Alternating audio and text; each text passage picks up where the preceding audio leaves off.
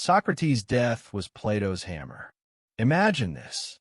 Athens, 399 BC, a courtroom packed with voices. An old man stands accused, not of murder, not of theft, but of asking too many questions. Socrates, Plato's mentor, his guide, the man who shaped his mind, condemned for corrupting the youth. Plato sits among the crowd. He hears the verdict. He watches his teacher lift the cup of poison. Calm, steady, defiant. And in that moment, something inside him breaks. The city he loved murdered the man he trusted most. Athens, the pride of Greece, the jewel of democracy, revealed its rot. The leaders feared truth more than lies. They chose silence over courage. And Plato, he could never look at politics, at life, at truth the same way again. That day was his hammer. It smashed his dream of a career in politics. It shattered his belief in the wisdom of the crowd. It left only one path, to search for truth so deep, so solid, that no mob could ever kill it again. Remember, pain is not the end. Pain is the beginning. The hammer that smashes glass can also forge steel. Plato's pain became his mission. He would not chase money. He would not chase applause. He would not settle for shadows on a wall. He would chase wisdom itself. He would build a republic of the mind, a kingdom where truth, not power, would reign. But he didn't yet know what that kingdom would look like. He didn't know how far he would travel, how much he would risk, how many times he would be rejected. All he knew was this. If Socrates' death was the hammer, then his own life would be the forge. And so Plato began, a journey not of swords, but of questions, not of palaces, but of ideas, not of wealth, but of wisdom. He would leave behind his family's expectations. He would walk away from politics, from comfort, from everything safe. He would build something bigger than Athens, bigger than Greece, bigger than himself. It all started with a single blow. A teacher dies, a student rises, and the world is never the same. The broken city, the living question. Plato was not born into poverty. He had wealth, status, a noble family name, everything he needed to live soft, easy, and comfortable. But Athens, the city that raised him, was falling apart. War with Sparta had left scars everywhere. Hunger, corruption, leaders drunk on power. The same city that once built temples and plays now drowned in betrayal and fear. Plato watched. He listened. He saw the gap between the promise of democracy and the reality of chaos. And it made him restless. Politics was in his blood. His family expected him to lead. But deep inside, he was searching for something else. Not applause, not a title, truth. Then came the moment that would change everything. He met Socrates, not a general, not a politician, a barefoot man in the marketplace, a man with no wealth, no robe, no army, just a voice that cut deeper than any sword.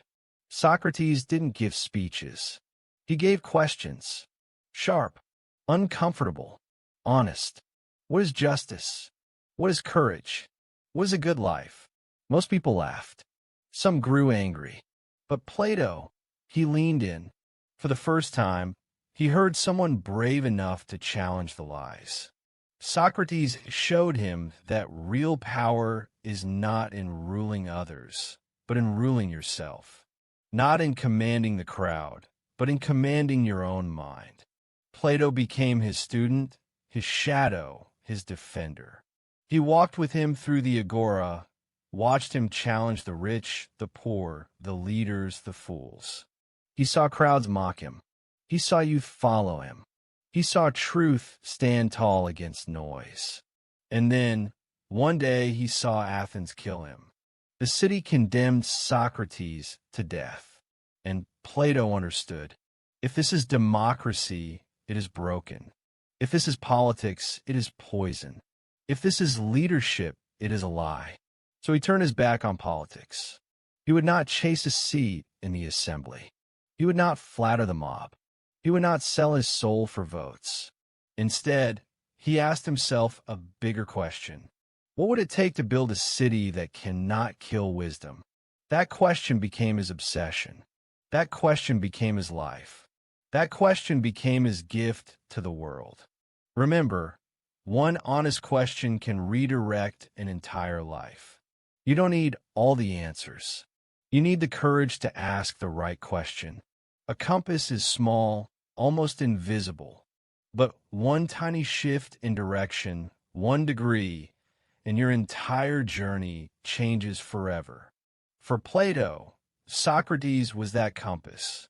He chose not the easy road, but the harder climb, the road of the thinker, the road of the builder, the road of the rebel.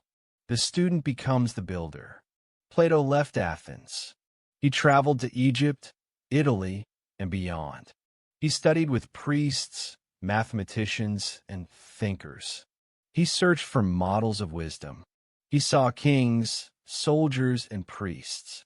He saw power without truth. Finally, he returned to Athens. And there, under the trees, he built something new, the academy. The first real university. No weapons, no armies, just thinkers. Students gathered to study mathematics, philosophy, ethics, science. One of them was Aristotle. Plato believed, if you want to change the future, build minds, not monuments. Remember, if you want to change tomorrow, educate today. A soldier defends for a lifetime. A thinker defends for centuries. Plato's academy stood for 900 years. His words still echo today. Reality versus illusion. Plato shocked his students. He told them, everything you see is a shadow. This world of senses, tables, trees, people, is just a copy. Beyond it lies the world of forms. The perfect pattern behind every imperfect thing. Most people live in shadows, but the wise seek the original. Remember, don't confuse the copy with the truth. Instagram happiness is the shadow. Real joy is deeper. Grades are the shadow. Wisdom is the form. Muscles are the shadow. Discipline is the form. Plato forced the question, am I chasing shadows or truth? The philosopher king. Plato asked, who should rule? Not the richest, not the loudest, not the strongest, the wisest.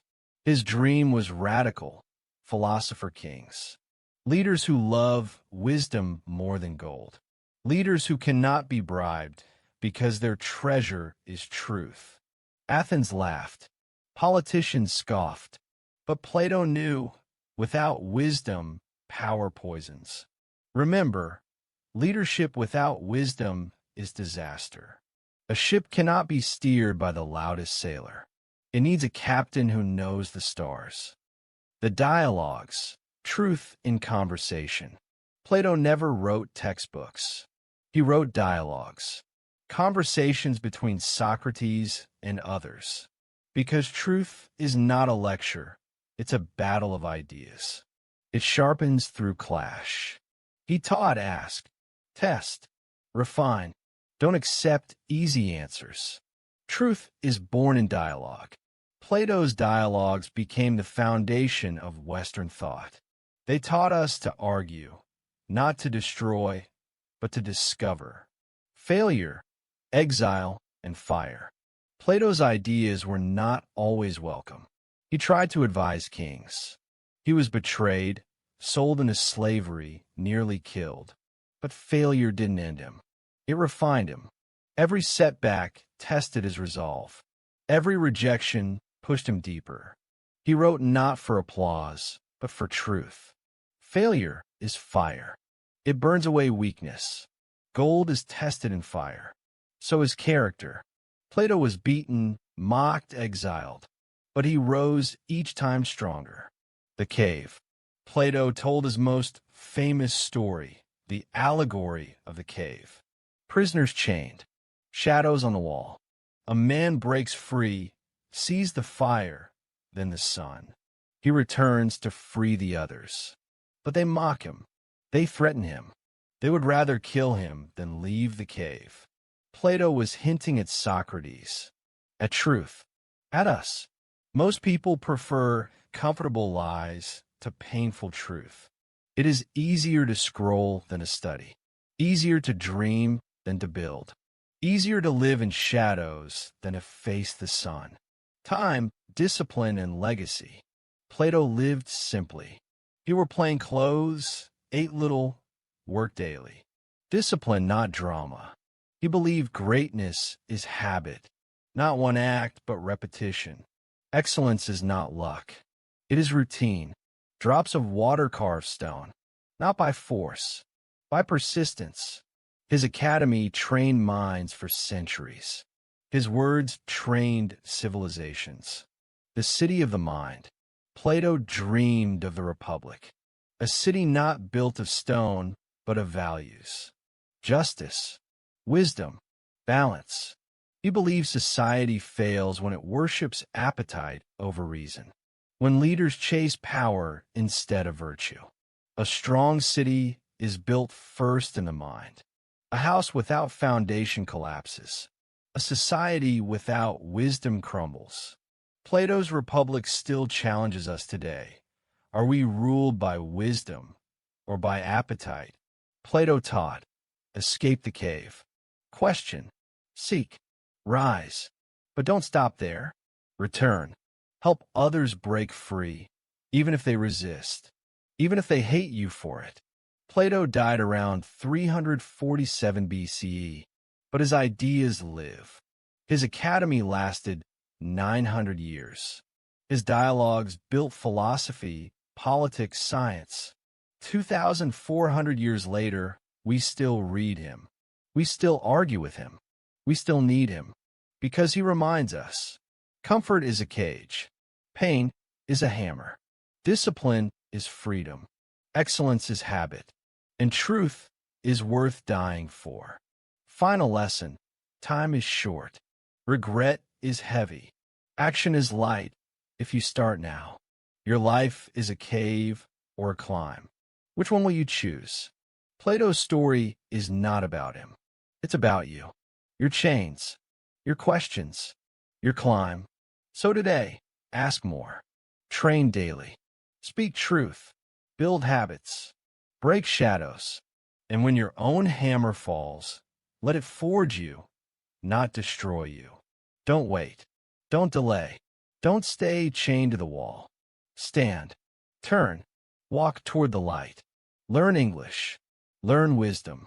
Learn courage. Because the time to climb is now.